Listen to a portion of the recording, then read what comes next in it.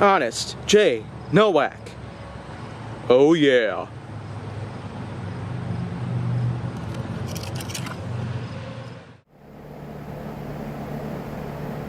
A pleasure to meet y'all at last, and welcome back to HJN. And so for today's episode, what can I pretty much say here? Well, I'd say there's a new idea that I just fetched, and I'd say I might as well go in and take a look at it. Or at least give out a blatant description of it that's as through and as clean as possible. So, let's dive on into the 80s. Commodore and Amiga Industries.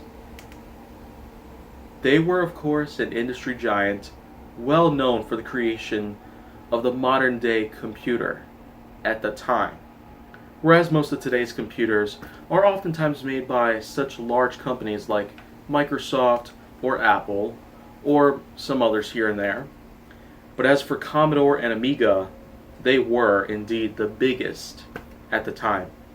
Such models of the Commodore lineup like the VIC-20 and 64, as well as dozens of different Amiga-based PCs and computers, they were in fact one of the best to ever be recognized in history. But of course, I feel like that other than the fact that they were responsible for the 64 and VIC-20, which were probably some of the best in the business during that period in time, Commodore and Amiga had actually progressed. Not only to create such things like game consoles other than the computers, because after all, the Commodore joystick, which would have been used for some floppy disk or cassette-based games that would come around every now and then, such as the Transformers, a few Batman games, and several other unique titles that were made specifically for the 64 in terms of its floppy disk system or its cassette player. The Commodore joystick itself was a pretty big innovation for what it was, but it was still somewhat primitive, as it was very akin to an Atari 2600 controller. But of course, it somehow managed to get much better along the way, because Commodore and Amiga, due to a lack of sales by the start of the 1990s, they would eventually progress to console production.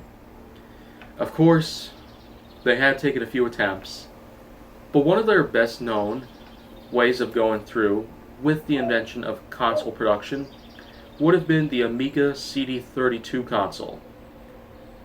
It was indeed a system that was released in Europe and Canada in 1993, and then by 1994 it would have made a release to America, but unfortunately, because of a discontinuation of the product itself, Commodore and Amiga had collapsed and completely filed bankruptcy and eventually became a defunct company.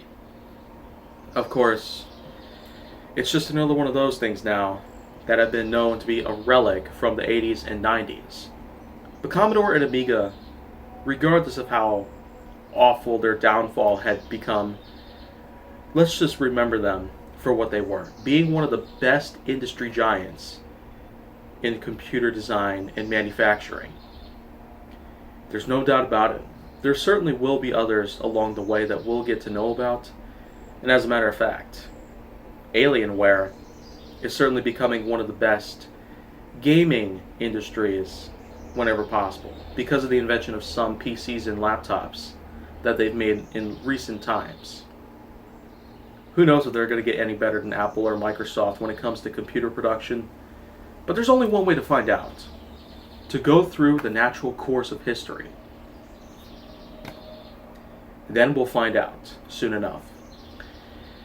So that's pretty much it. But if you want to see more, go down to my channel. Make sure that you like, subscribe, comment, follow me on social media, and stay on the Hollywood side.